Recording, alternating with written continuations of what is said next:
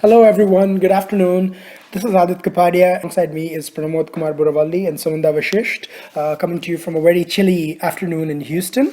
How are you guys doing today? Good. Good, excellent. Yeah, so we welcome you to our first official podcast from Mind Makers. We've been wanting to do this since a long time, since last month when we had been building the website and all that. But now the website will be launched in a couple of days, and we thought this was the best time to record our first podcast.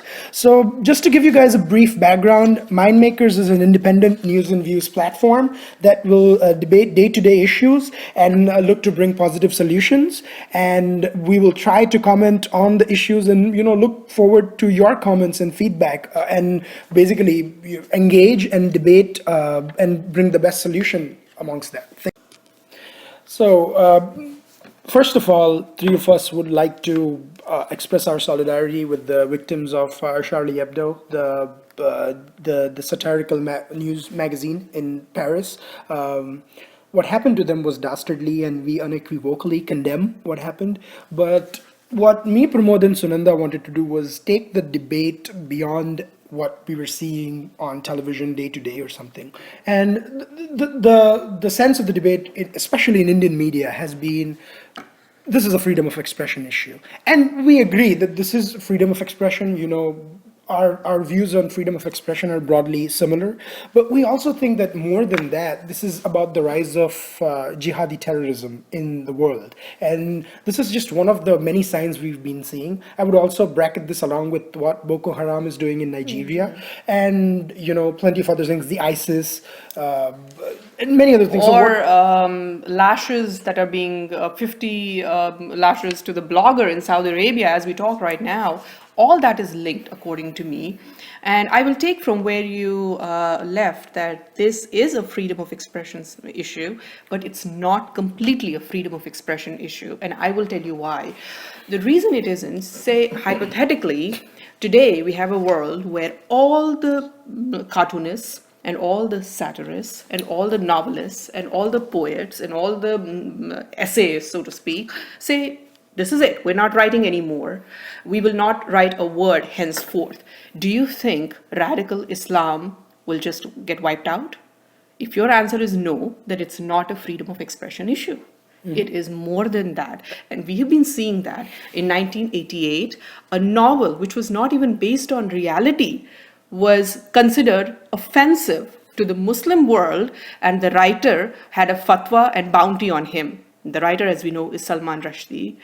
Later in 1993, Taslima Nasreen wrote a book called Laja, which was a memoir in Bangladesh. Again, the same thing. She has not been able to go back to Bangladesh after that. So these were not cartoons. Nobody was making fun of anybody. Or even if they were, even if it was profane, even if it was not okay, it is all right in democracy to do that. It's all right in free world to be able to make fun, to be able to take any line. But as I said, this is not about freedom of expression. This is an existential crisis mankind is facing right now, and it needs to be dealt at that level. Especially within Islam, and what's happening is take the example of Pakistan, which is Well, I'm going to add something, and then you can expand your thought on that. A lot of people think, and me included, this also could be a war between moderate Islam and the extremist Islam for the prize is the Islamic world. And what is happening elsewhere is a sideshow. This is a line taken by a lot of American newspapers. We saw Bill Maher's show where this was the point that him and Salman Rushdie were talking about. And I thought it was a point worth pondering over. So do you think that might be the case? well, right to criticize, right to critique is the basic, I would say, governance model that is a precursor to democracy kind of setting into any culture. And there are certain sparks. Turkey is a good example. Again, Indonesia is another good example of liberal, progressive Muslims also taking stands on several different issues. At the same time, if you want to club the larger Islamic world, there's never been a larger Islamic world for several hundred years now. It's always been divided according to different races. They have their own ethnic divisions. And what you're seeing in France is also the localized, I would say, yet there's a search for success in the localized Islamic population, which essentially comes from Morocco, Algeria, and these other North African ex-colonies of France, which are feeling extremely disorganized because of lack of employment. There are probably lack of generally in general, Europe is going through that crisis. They are not immune from that. France, being a socialist country, has very limited opportunities to have things on your own, be an entrepreneur, and this is boiling down to that level as well. But My when it comes to, opinion is, yeah. let me, the only point I wanted to make is that an opinion that is extremely offensive to a certain group, and the cartoonist network or the magazine also had a fair understanding that there are certain elements that are now getting influenced from Europe, traveling all the way via Turkey on towards Syria and joining ISIS. I feel that the cartoonist group should have been a little bit more careful in terms of they were seemingly apparently representing the liberal, progressive, democratic principles of the world. I completely disagree with that argument that they should have been careful, because what is profanity for one person could be profound thought for another person.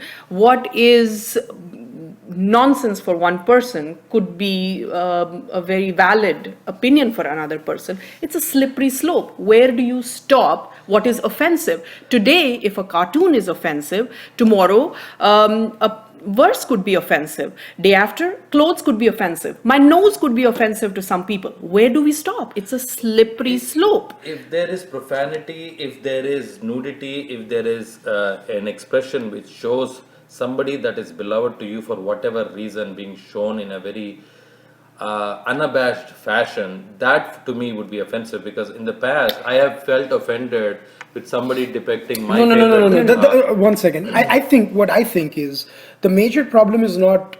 I mean, this might be offensive to some, this might not be offensive to some. And I mean, that could be debated. That is what freedom of expression is about. If it offends me, yet I defend your right to say it or publish it. The problem is the reaction to this offense. If you find it offensive, are you going to take 2 guns, Kalashnikovs, and just gun down 12 people? My question is, which I have not been able to find an answer for, it's not as if Charlie Hebdo was trying to target only Islam. Most of their profanity, if so to speak, if you're going to term it as profanity, to me it is just being dissenters and criticism, was towards Catholicism, was towards Jewish they also had cartoons of Ganesha. Cartoons of Jewish tradition, Catholicism. They have pretty much satirized everyone. Why is it that only Islamists came and killed them? Why is it that Catholics or Jews or anybody else did not pick up the guns? That is the question that everyone must answer. Well, that is again one of the points, is that Islam has not had that kind of renaissance that can discuss and debate within themselves. Yes. Right. Somebody would come back and tell me that Hinduism has such and such issues that are plaguing. I'd rather have that closed door with the powers to be within Hinduism to discuss and debate what at that point in time makes sense for the society. That is not happening with Islam, and that is, I think, what is offending the moderates also within many of the cultures that are being depicted in a very obtuse fashion, is that who are you to discuss my belief system? Yes. But the means with which that instrument was applied, the violence that especially violent jihadi movements basically feed off of that.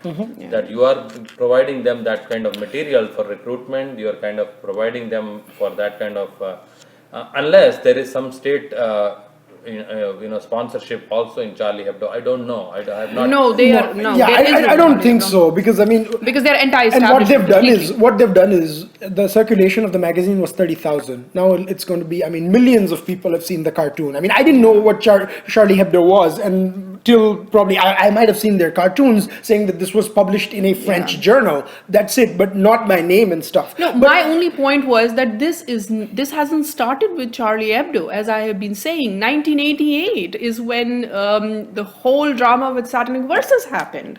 1993 is when and Laja there is another debate also. There is another debate also. The day after Charlie Hebdo happened, Boko Haram took over a town in Nigeria. Yes. They're taking about 2,000 people. Is I'm what we going know. by I'm going by AP reports and so forth. 2,000 people might have feared to be dead, but there was nowhere near that Who same provoked coverage. them? If we are going to say that it's a very slippery slope, if we are going to say do not provoke, because this is not about provocation, they will get provoked no matter what. Because to me, there is no difference between Taliban, Lashkar-e-Toiba, ISIS, Al-Qaeda, Boko Haram, none. They are all part of the same totalitarian And ideology. I'm going to stop us at the start. We had a volatile debate on this, as you would expect. But I personally think the 145 kids being killed in Peshawar, 2,000 people being massacred in Nigeria, and Charlie Hebdo are all the sides of the same coin. It's the same monster that we're facing. It's just that the causes that it's using to attack the people are different, and they just happen to be at that place. Now, talk about freedom of expression, fine, but it's not only freedom of expression, it is The major also, problem. And as major I said, problem is all Islamic of this extremism. happened in 2 weeks.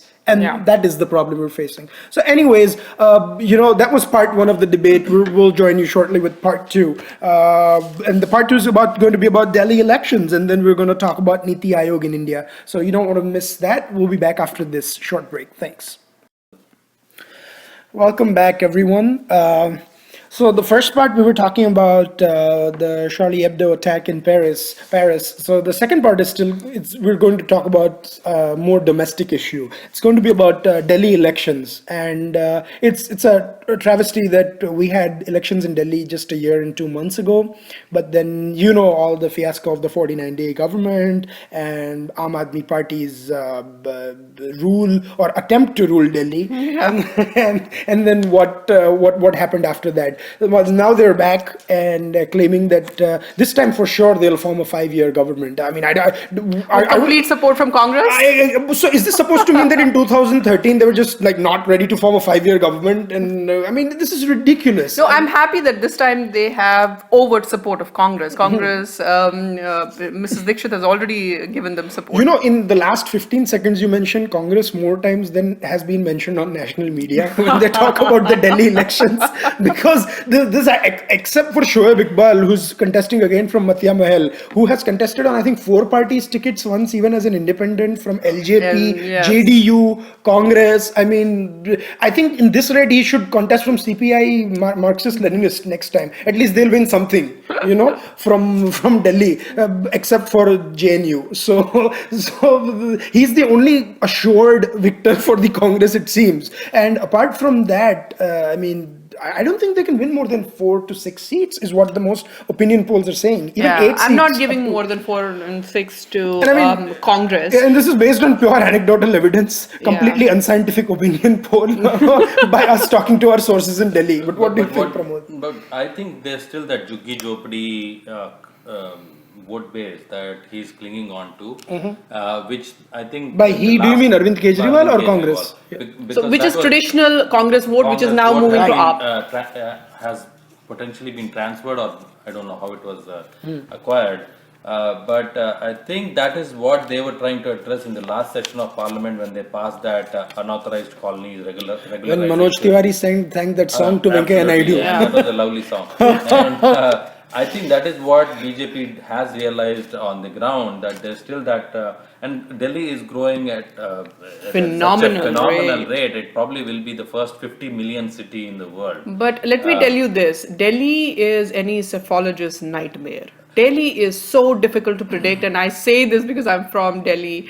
It is so difficult to predict Delhi. You can never say that Delhi will go which way. Delhi will go the way India goes. Well, no, I'll put a caveat to that. It's different from Lok Sabha and Vidhan Sabha. Generally in Lok Sabha, for the last almost 6 or 7 elections, we've seen that Delhi has given a very clear mandate. It's either a 6-1, 5-2 or a 7-0 mandate. It's never been In a the Lok close, Sabha election. yeah, and the difference between the first and the second party has been pretty substantial. But when it comes to Vidhan Sabha is when the things start getting a little complicated. Yeah. And I just don't know. I just hope whichever party comes to power, and I think BJP has a very strong chance of doing so, full statehood is given to Delhi. High time, and BJP has already promised that in their, I don't know if the manifesto, but they've already promised that in the previous manifesto. I certainly think that that- Delhi police should be Under Delhi and not government. under Home Ministry. That would be an exciting new world template, because there has never been a city-state which is also the capital of a country. Yeah. Yes. There's never been such a case.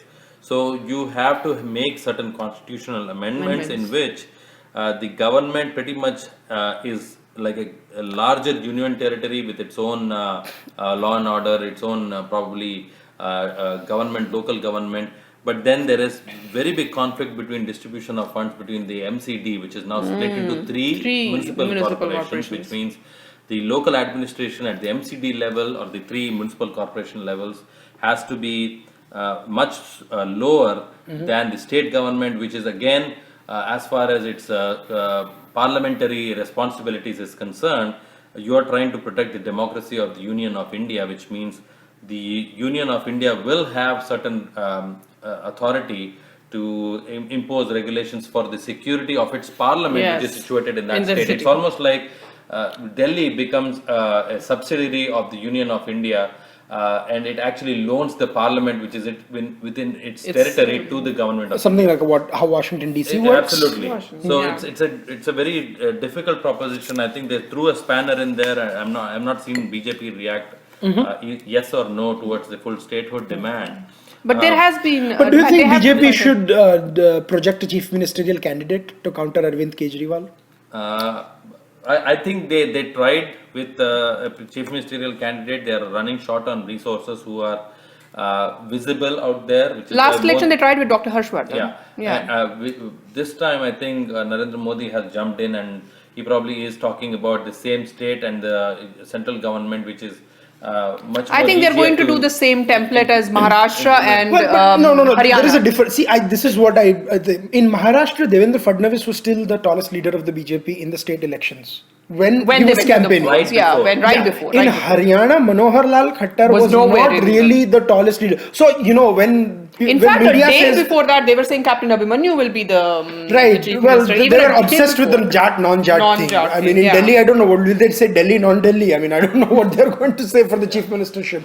And Congress has brought back the governor of Kerala, Sheila Dikshit. Yeah, demographics of Delhi is very interesting also. So it is very difficult to predict which way Delhi will go. I do hope that whichever Delhi walas just vote wisely on this one. Well, one thing is interesting. I think Delhi is probably the only state in India where a woman chief minister has been a CM for a longer time. You had Sushma Swaraj for 1.5 years and Sheila Dikshit for 15 years. 15 years. Then, 3 terms. Yes. So that's very interesting also. And there were also rumors that BJP might do that, project a woman Delhi CM candidate.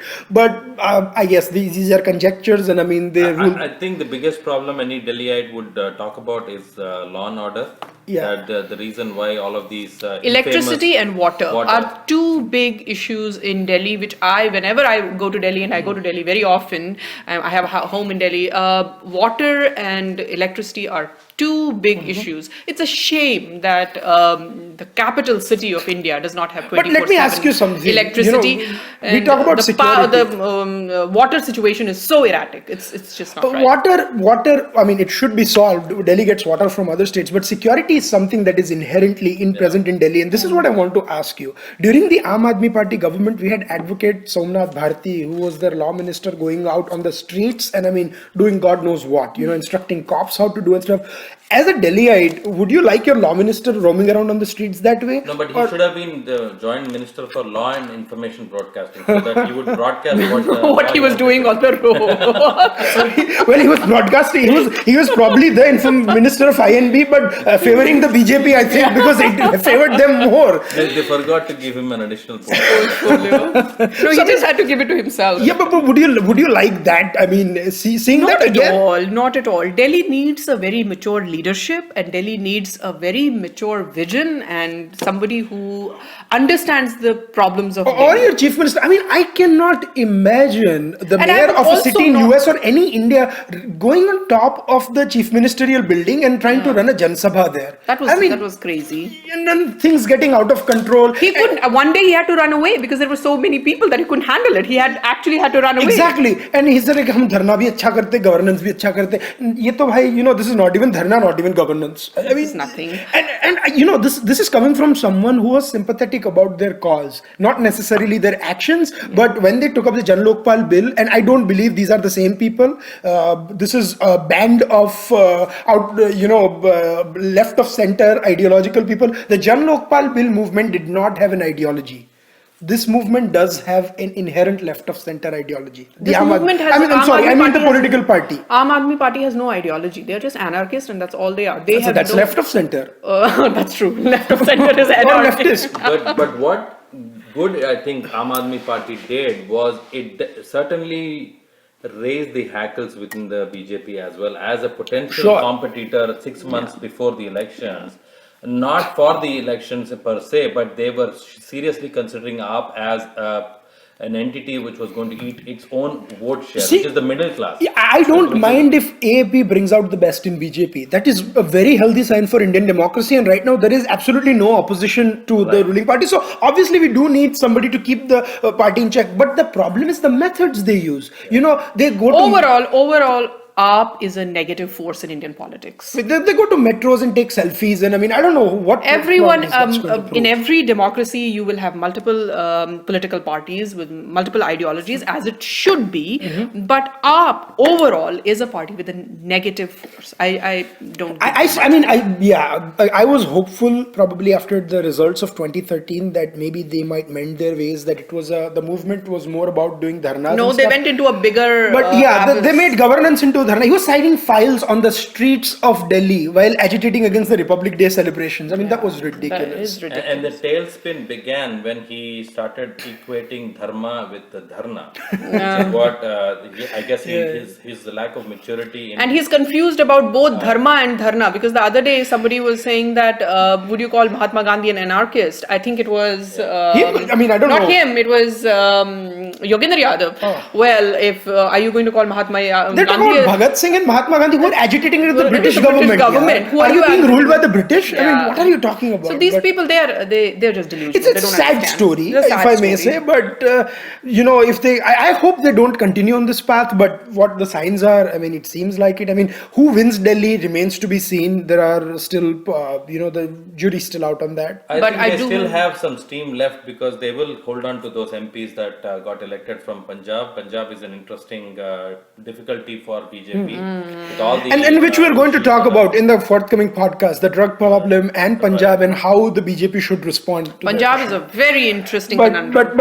I'm going to wrap it up right now for the want of time. But we're going to discuss more about the Delhi elections once the dates are announced as well, and we'll probably give you some insights, some figures, and I mean, if we have people on the ground in Delhi, some of our friends traveling. But you are saying you'll project in 1 week. I thought you would have already made up your numbers. You have to say the numbers now. You have to stick your. I mean, I don't know. So yeah, the numbers, Pramod. I do have some numbers. I don't know whether how correct I'll be proven in about a month or something. But so far, we're looking at anywhere between 34 to 38 seats for the BJP, with about 36. So they should be just getting towards a simple majority. And Aam Aadmi Party is coming a very close second. And who are the allies? Is there LJP or? No, this is assuming that they might do some sort of an alliance with Shiromani Akali Dal on Akali Dal should be about 2 or 3 2 seats or seats in something. West Delhi, yeah. Right. So but let's see what happens. I mean, this is coming based on opinion polls, a lot of anecdotal evidence coming to Our us listeners from will Delhi. get back to you, Adit. Yeah, and on I those mean, numbers. Yeah, I mean, I'm going to be held to those. But as I said again, 2 weeks from now, we'll get a clearer picture on Delhi. But unlike the Paris debate, we are three on the firmly the same side of the ideological dispensation on this one. But I mean, we all hope that we are proven wrong, and Delhi does see a good government stable and equally government. vigilant opposition, so that we do see some governance happening in Delhi, because the security situation has deteriorated to great levels. So, anyways, with that, we'll be back and we'll talk about the Niti Aayog in part 3. Thank you. Welcome back, guys.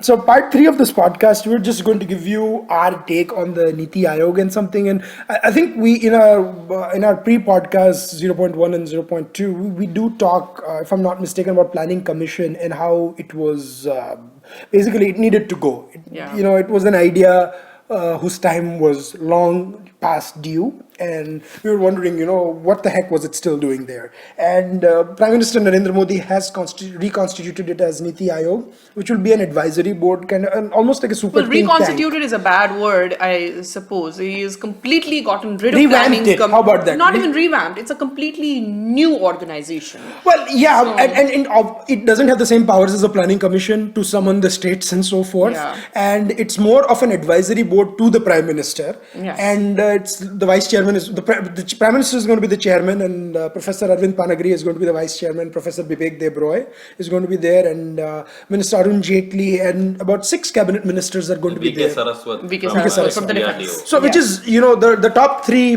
people, I mean, they have, we don't need to say anything about them. They have amazing resumes and excellent choices, I would say. With this, I think that, as I've said this before, Team E or Team Economy for India is in place. I think we have the best economic minds in India advising the Prime Minister now with Arvind Subramaniam, Professor Arvind Panagria, Dr. Bibek Debroy, and I think Raghuram Rajan. Raghuram Rajan, and Jayan Sinha. I think we are in a good position now. We've put the team in place. And I think we are. Yeah, and I'm going to widen the net. We have led by very capable Mr. Arun Jaitley and Ms. Nirmala Sitharaman, who's doing a great job extremely as well. Commerce and Industries Yes. Minister as well. So I mean, it's a great team. What I like about the team is that they are very focused. Their eye is on the ball. No matter what happens, I have not seen this team being, they are very focused. They are doing their stuff, and that's what I like about it. The concern, and this was made by Arvind Panagaria also much before he was appointed about a month ago, was that there are 4 layers to reviving the Indian economy, which is probably totaling around 4.5 to 5%, is to try to get it up to about 8% in the fiscal 2016 and 17. That's about a year and a half away. Is to try to convince the corporates that are being goaded to hire more people. The biggest concern he has shown was on the 4 layers. I'll come to that. The first layer is that the propensity by Indian corporates is to try to make as much money as possible using as few employees as possible, and that is going to lead to the stagnation, number 1. Number 2 is that the move by certain state governments to make contract employees and their benefits on par with a full-time employee basically is a big demotivating factor. Although there are labor unions, there are several humanitarian reasons why that could have been done by their respective state governments, it could have a ripple effect, because a contract employee has come into the state government to bring in expertise at a higher rate than a full-time salaried employee, which means that there is a hire and fire policy for a contractor. And that means there is a performance-based incentive. If the work is done right, they get more money. If they don't, so there is a flip to that. So this is a precursor, the contract employment is a precursor to entrepreneurship. If you make entrepreneurship safe, it basically becomes a Chinese economy where the state backs your entrepreneur and actually underwrites risk. You actually underwrite a product, not a risk. So Arvind Panagaria coming into the mix with certain apprehensions that he came with, which includes the multiple layers of reforms that had to be taken place, that had taken also the GST that was almost getting implemented. There were certain caveats that he put in, and I'll talk about that also here in a bit. But my feeling is that the team, like you mentioned, is in place. The intention is very good to get back India onto a growth path. the conversations that were to happen with the industry captains at the CII level, at the Vibrant Gujarat Summits, and all of this is to try to convince them that unless employment and smart employment is generated by them, the incentives that the government is throwing to them will go in vain, because you will obviously keep building more profits at lesser employment, which basically will not solve the problems of growth. It will continue to be what is called as jobless growth. Also, with these people, what is interesting is that even within BJP, there are multiple thoughts about how the economy should be, and there are multiple schools of thought. But with this team, with Arvind Subramaniam and Arun Banagriya and Raghuram Rajan and this thing, you know exactly where this government is headed. Right. You know that with their credentials, you know where this government is headed. No one should have any doubts about where we are headed. The Make in India is a good intention. The Make in India to make that the disparity you see between disproportionate number of people that are engaged in agriculture yet not contributing as much to the GDP, the enormous amount of GDP contribution that comes in from the services sector, yet the number of people engaged in services sector is much lower. Manufacturing is stagnant because both international and domestic markets are saturated with products that come in from the outside for much cheaper. So there are several different layers. I think Make in India also has to. No, but there has to be. Sure, Make in India as a standalone thing is a great idea and stuff. But coming back to our core topic, and we are talking about the economy and how the economy is going to be shaped, which we are pretty much broadly in agreement with. But Niti Aayog, where does Niti Aayog come in? Is the major question. Like the Planning Commission, a lot of people felt with Montek Singh Ahluwalia actually was like a hindrance in growth or something, and because of the personal camaraderie between the previous prime minister. Also, it was one size fits all, right. And with all the chief ministers now being part of Niti Aayog, I think and the chief ministers felt humiliated. Yes. You know, and somehow I feel that Narendra Modi's thing where he had all the chief ministers come in for a conference and something, that was a good initiative, and I think that should be more. There was never an incentive for growth. Yeah. People who were showing good results, the parameters set by the planning commissions were also not being honored. Right. In fact, there's a very interesting thing actually that went unreported or underreported the other day when Mamata Banerjee was actually having her equivalent of Vibrant Gujarat or Vibrant Bengal in a couple of days ago. Arun Jaitley actually was there and he was goading the investors to come and invest in Bengal. So that I felt that went underreported. So that I felt was an excellent thing that many people didn't report. Yeah. So, no, exactly. I mean, the competitive growth between states should be encouraged. And I mean, there is a lot of, problems with that. But to quote something that Jawaharlal Nehru used to do, he used to write regularly to the chief ministers. And I mean, I have a lot of ideological opposition to Nehru. But this is one thing that, I kind of support, and I hope Narendra Modi does this. If not right, at least engage with them right now. You can just pick up the phone, talk to them, make them feel that they are a part of this growth process. Also, the India. parties may have ideological differences. The government and the state governments shouldn't really have any differences. They're in the business of running the government, the state government and the thing. So there has to be a straight. The business of running government quote might get you into trouble, Sunanda. But that being said, but yeah, so Niti Aayog or something, it has a different mandate. Rather than monitor the growth, or I would say check the growth, or report, have the state governments report their growth. It's more to aid the growth process, which the Planning Commission was not doing, in my opinion. And also the delinking between businesses that have varied interests and the national interest happened, I think, when the Soviet socialist-styled planning started seeping in. When 5-year plans and all that stuff, the long-term planning. And then many people know that the freedom movement was actually co-sponsored by Indian business.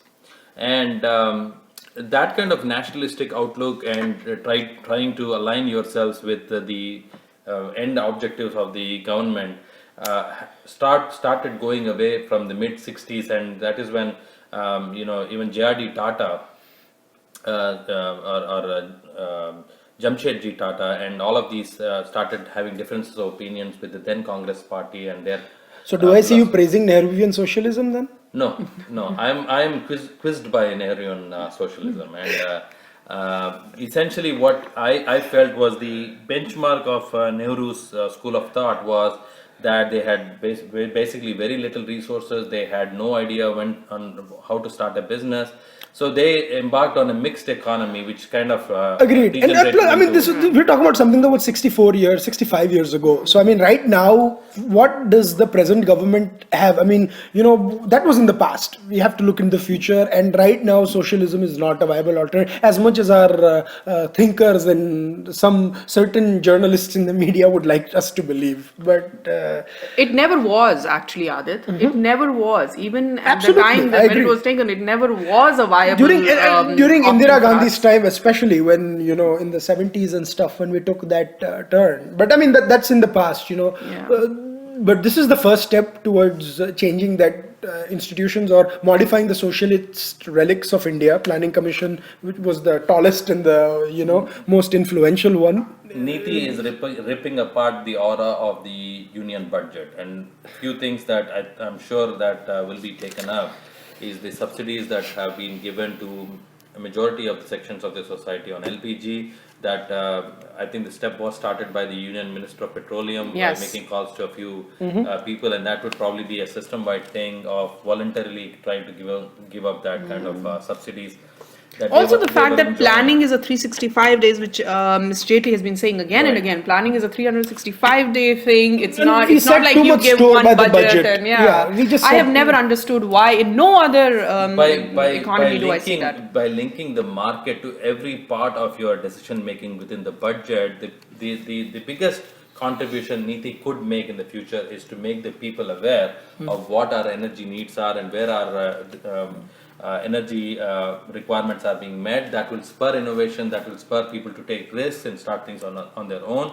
And the constant squabble between Raghuram Rajan and Arun Jaitley about cutting interest rates is actually also one of good. the biggest contributions that both Arvind Subramaniam as the chief economic advisor and Arvind Panagiriya as the Yeah. Yeah. just to summarize what I was saying is that the level of debate that you will see internally, and some of them will come out in the public as well, between Arvind Subramanian, who is the chief economic advisor, the team that of economists that are extremely focused on job creation and the kind of incentives that should be given to industry which are tied to job creation. I have for long felt that the Indian IT companies that create a lot of employment were doing so only because they were given 1 acre of land for that was tied to a certain number of employees generated, whether contract or full time. I couldn't care less.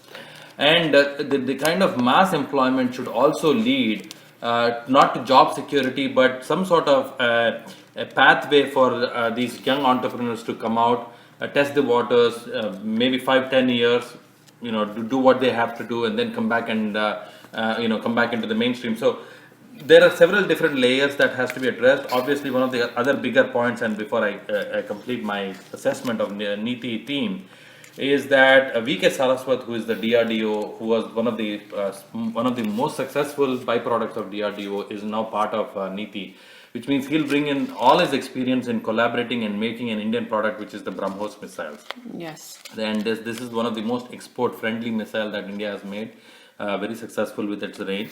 And he will probably try to spur DRDO out of its slumber. We have not seen major innovations come out of there. They've got a good man at the helm right now, Manohar Parrikar, but he knows that yearning for change, if it doesn't come up from within the DRDO's best, it will be difficult for him to administer. And the best thing is with the consolidation of Niti and this team, Narendra Modi has answered all his critics who were for a minute thinking that he probably is going not very well on governance or anything, but he doesn't speak anything. He just does his job. He gets the people at the right time, at the right moment, into the right places. Which is also a lesson, patience. I mean, we need to give him. He has a mandate for 5 years. You cannot expect everything to happen in 5 months, including all the appointments. See, right now he's fine. Because I do remember this whole debate about why is which is like 6 weeks after he was sworn in. Why are the technocrats not in? No, I think the Why debate was why are people- the technocrats they want are not in. Yeah, I know. Why are they not in? Where are the other people that we are listening? But yeah, he's But you can't blame the Indian public also. They had become. no, I'm not talking about the Indian public. Indian public were ready to give him the time. I'm It's talking the about op-ed I'm writers. talking about the op-ed group. But they were always patients, na? I couldn't have said anything. I mean, that's the best way to end the podcast. So thank you everyone for logging in today. One correction, our Twitter handle is not as what we announced earlier. It's actually at MYINDMAKERS. I repeat, it's at MYINDMAKERS. And you can also like us on Facebook. Our Facebook page is Mind Makers. Again, same MYINDMAKERS. Me, Sunanda, and Pramod, our feeds will be there on our Mind Makers webpage, along with the Mind Makers Twitter feed. And we look forward to interacting with you guys. Please, in the future, please let us know if you have any comments, questions, and we would love to address them in the next podcast. Till then, good evening, everyone, and hope you guys have a great week ahead. Thank you. Bye.